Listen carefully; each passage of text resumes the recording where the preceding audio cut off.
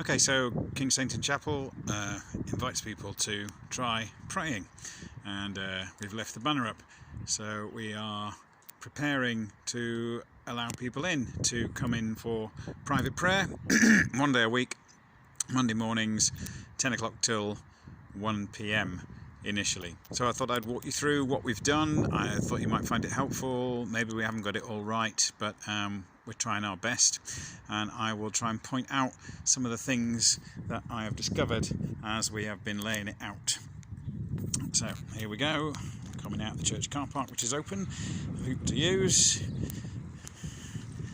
and here we are. Yeah, this is our yellow ribbon campaign. Oh look, the chapel's open. Fantastic. I've been dying to go in to pray, so I'm going to go in to pray. Alright, okay, so already we're familiar with these things. Yeah, we've been in the shops, we know what these strips of tape mean. It means keep 2 meters apart. So they've left the door open. Both doors would have to be open if I'm expecting people in wheelchairs, and they possibly are, so I may have to open both those doors. Still says sorry, we are closed, which is a mistake. Hang on, let's just rectify that. Oh look, we're open. But I'd lose that if I opened the door. So there you go, I'll have to think that through. That's one thing to think through. Disability access. Also, opening both the doors means that people don't have to touch the handles all the time. So we might just have to have all the doors open. Left these inner doors open for that reason, so people don't have handles to touch. They get to here. I'm hoping this is obvious enough that this is a one-way system. Like big arrows on the floor as they arrive here, pointing that way, whereas that way the arrows are coming towards us. Kind of hoping that's clear enough. They come in. Behind this table is the COVID warden, which is me. The COVID warden will advise them to follow the one-way system. The COVID warden will ask them if they have had any symptoms of COVID, and if so, could they kindly sod off. And he'll be politer than that maybe. He will advise them not to go in the hatched areas and to follow arrows on the floor as best they can. Until we get the refills for the hand sanitizer wall pumps, we'll be using this spray hand sanitizer, which the COVID warden will spray onto their hands, as currently happens at the Royal Devon and Exeter Hospital, as they come in. So they won't be touching the bottle. The COVID warden will be the only one who touches the bottle. He'll spray it onto their hands. They will rub it on. They'll proceed over here. The COVID warden will ask them to fill out the attendance paperwork, which will be on this desk here. In between each user, he will sterilise the pen or replace it with another pen and quarantine the pen. I think probably sterilising is the route to go, but all the information that you need on the recommended sheet about attendance will be filled out here. If anybody refuses to do that, then the COVID warden will again politely tell them to sod off. Right, we'll come in here, and again there's arrows on the floor, one-way system. One thing I've kind of think I've learnt is that it's probably better to have the arrows, the indication arrows, in a different tape than the hash boxes, because it kind of makes for a bit of a confusing mess. I hope it's not that confusing, but if I was doing it again, which I'm not because I've got carpet burn on my knees now, I would use a different colour tape for the arrows. That may be more clear. Anyway, they get to here. They're having a look now at the space. They can see there are 7 prayer chairs, and there are arrows leading on a one-way system, so they can pick which chair to get to.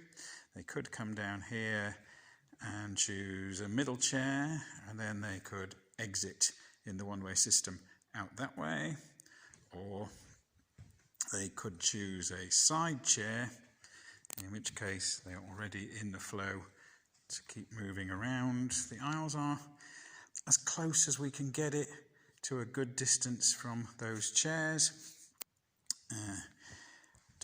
So there's a chair there, or they could go down to that one, or they could go all the way around the front here, and they could pick that one. I think it's reasonably clear. It's as clear as I can make it, and we are going to have a warden, which is me. So they can go down there. Oh yeah, there's artwork dangling from pegs, which was part of our lockdown virtual flower festival, only with pictures rather than actual flowers. Have been outside, and a lot of them perished in the rain, but I've brought them inside now, and they're looking quite nice. Right, so they could go in there. So there's 7 different chairs they could choose. We usually only get like half a dozen people in an entire week. So I'm figuring 7 chairs is plenty. As we're leaving, we get to this pillar. There's a little complicated roundabout system here. I'm hoping that's like fairly obvious. You can either go straight out, or you can take a diversion into this corner where we will have our lighty candle prayer station, which I haven't set up yet, but will be on there. There will be long handled matches that can be lit from a central candle, so nobody's touching matchboxes and stuff, and there'll be a couple of sand dishes and a massively complicated paper of instructions about what to do with your matchsticks and your candles and stuff. Hopefully that should be fairly straightforward and fairly safe. We're coming out here. There is a toilet. I'm currently locking that off. I don't think the toilet necessarily needs to be a huge hazard, but I think I want to start simple and complicate it as we go along. So the toilet will be locked off. If anyone's absolutely desperate, then the COVID warden will let them in, and then will sanitise the toilet area himself after it has been used and after the smell has gone away, if there is one. Over there is a battery of cleaning doodahs, which will all be used throughout the session as necessary on chairs that have been used, and they will be used after the session on all the surfaces that may well have been touched. Surfaces have been cleared as much as possible, just to make that easy to do, stop people touching stuff. We've used the URC posters. Obviously the minister's ink is running low because they got less yellow as we went through, so we've got the URC posters. We've got hand sanitizers that I've yet to receive the refills for, but people will use those as they come in, and then as they come out they'll be asked by the COVID warden to use them on entry and on exit of the premises. Finally, we've taped off the back pews, and we've used these URC signs saying don't sit here, and we have got rid of all the cushions. In fact, I might even shift those to a better hiding place to stop people using the cushions, because the fewer things we can have on the chairs, the better. So yeah, well, there's the saints of some of the saints of Kingstainton URC up there from Pentecost. This area down here, I was going to hoover this up before doing the video, but I decided it's actually better to leave it in. So here we are in this corner. We've got like a load of debris that has appeared, and obviously you need to look up to discover where that comes from. Oh, look at that, right, yeah. Huge damp patch up there and bits of plaster flaking off. I left it on because in the safeguarding policy that the URC talks about, there is a section about the premises and checking out the premises before you open up again. Now, if we're honest, that damp patch has been there for quite some time, but it got significantly worse during the 3 months of lockdown, and bits have now started falling off. It's fine because this person will be praying and nothing bad can happen to you while you're praying. But yeah, that won't be there, that clutter up there, by the time we open up on Monday. We have got roofers coming in, and we will make sure that there is no debris falling off that corner. If there's still a danger of it, then we will simply remove this prayer chair.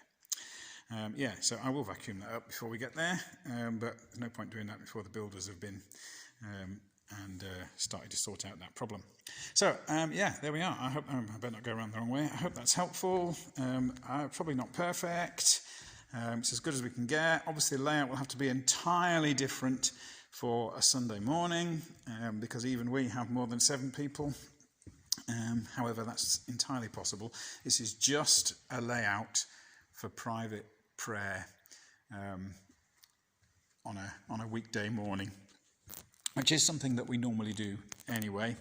It is not a new venture for us. Normally the chapel is open for private prayer, unmanned, every day of the week apart from Sunday. We're not usually open on Sunday, funnily enough. But every day of the week the chapel is open, unstaffed, for people to use who had very little problem with it, and it's something that people are used to doing here, which is why we're putting all this effort into opening it up. What will they find when they get here? Well, at the moment they've got a Try-Praying booklet that they will take away with them, because we've got a massive stash of them to get rid of anyway, so they can take the Try-Praying booklet away with them. I will be putting some kind of prayer leaflet on there as well, which I've yet to give much thought to, but there will be a prayer leaflet that they can use.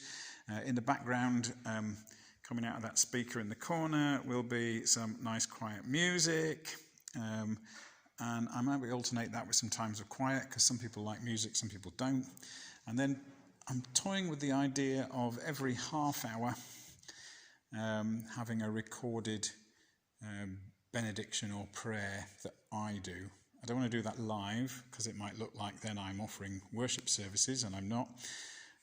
But if it's recorded, then like they do in cathedrals sometimes, somebody will pop out and do a prayer, remind them that this is a church, and then disappear again. So I might do that interspersed with the music every half hour, have a little benediction or a prayer, or maybe I might simply say the Lord's Prayer. Who knows? I'll give that some thought. And there you go. I thought that might be helpful. If it's not, well, sorry to have wasted like an hour of your time trolleying on. Cheers. Bye now.